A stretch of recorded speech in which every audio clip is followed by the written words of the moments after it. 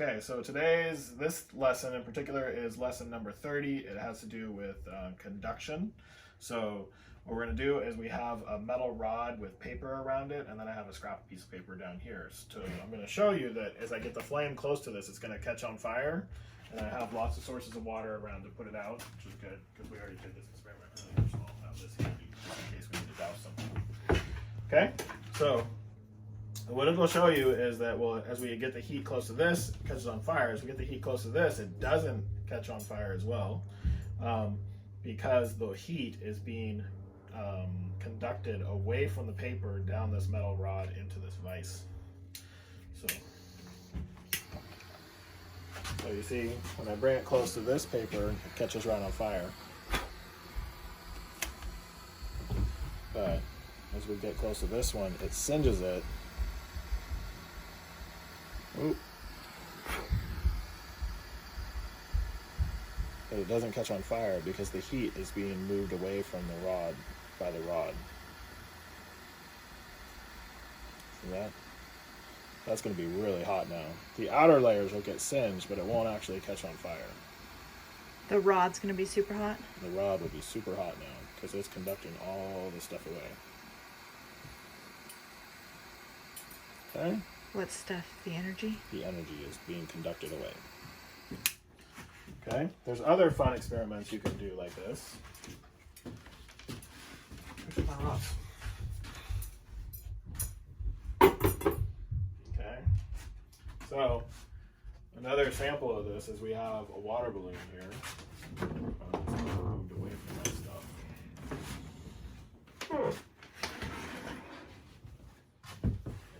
Two samples of this. Let's put that one there. So this is just a balloon with air in it. And so as it heats up,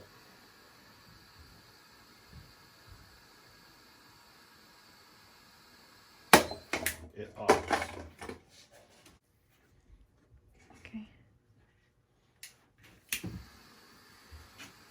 To do the same thing to the water balloon.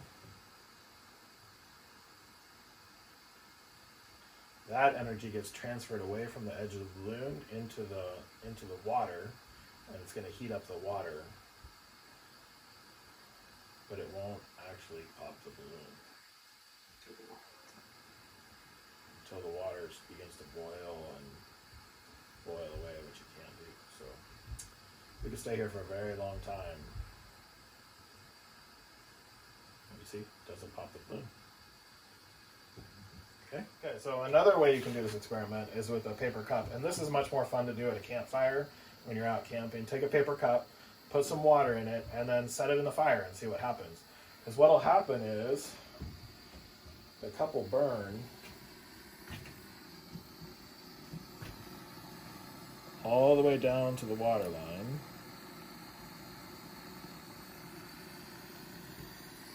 Then you can heat the side of the cup as long as you're just keep burning right down to the water line, but the cup won't actually burn. Will it boil the water? And it'll eventually boil the water, and then when you're in the campfire, it'll boil the water and boil the water until all the water is gone, and then the cup will burn. Or you could have a cup of hot chocolate. If you can get it back out and it tastes any good, but it'll probably taste pretty charcoaly.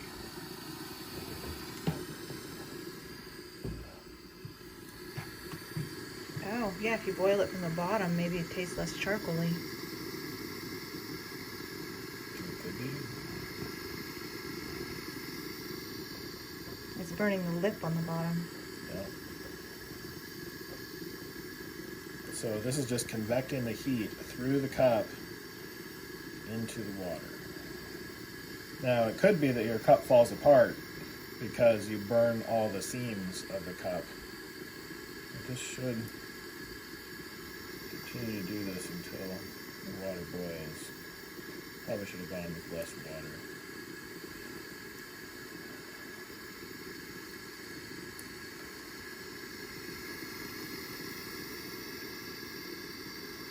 Yeah, it might take a while to boil that.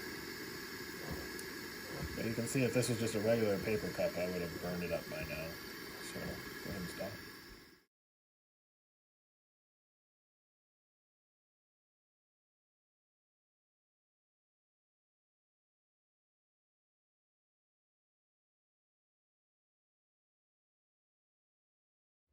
Okay, so this is part of lesson 30.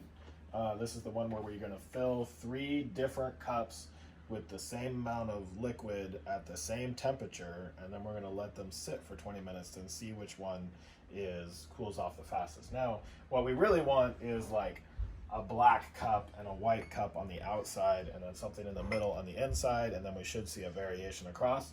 Unfortunately, we don't have that because they do need to be the same size. That's very important, in the same shape. So these were the 3 coffee cups that we had that were at least the same size and the same shape, and they're different colors on the inside, and they have a little bit of different stuff on the outside. So we got elephant, panda, and giraffe. So Jody, go ahead and fill these to the same level, each of them to the same level. Probably should have got a measuring cup. How much do I need? Halfway.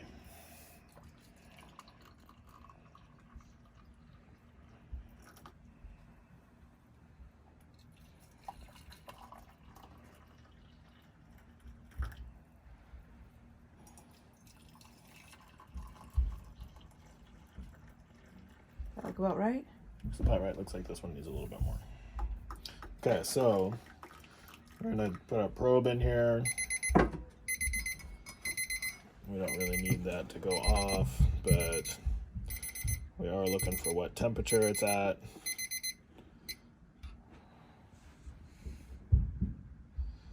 Okay, so we're at 78 degrees in there. 79 degrees, 78. And again, it's the bottom one there, 78. Okay, so we're gonna set a timer. I'm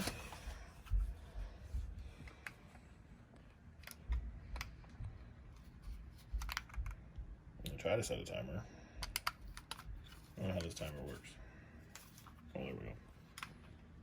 So we'll set a timer and we'll come back and take a look later. Right now it's supposed to be a cool, dark place, so we'll turn off the lights. Okay. And stop it. Okay, we're coming back to this experiment. It's been almost 24 minutes. So we're gonna check and see if the temperature of these is any different. So we have our nice barbecue thermometer. We have black cup elephant. It's reading about 45 degrees Celsius. From 78. They were all about 78 before. Mr. Panda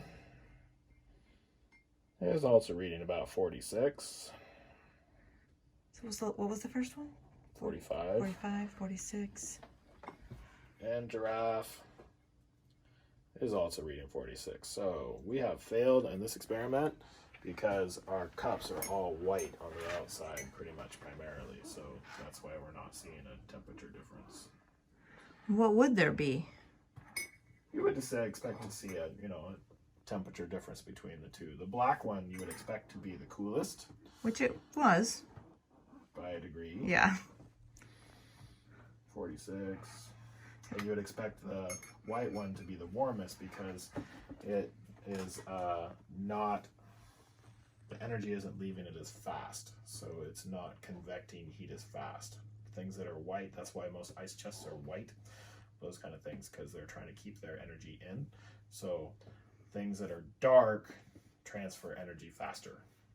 Also, the other experiment that we were going to do in this one was laying out some different colored fabrics out in the sun, white fabric and black fabric, but today it doesn't really make a difference because it's raining outside because they'd all just be wet fabric. So that's how that experiment would work. But if you do have mugs at home that are different colors but the same size and shape, Different colors on the outside. on the outside, then this would be a more interesting experiment. We have one more shot at doing this, and so we'll try to make it work, but we'll see how that goes. Okay. Okay, we're gonna try this experiment again. This time we have 2 cups that are the same size, but definitely 2 different colors, and we're just gonna put this on here and see what changes over time.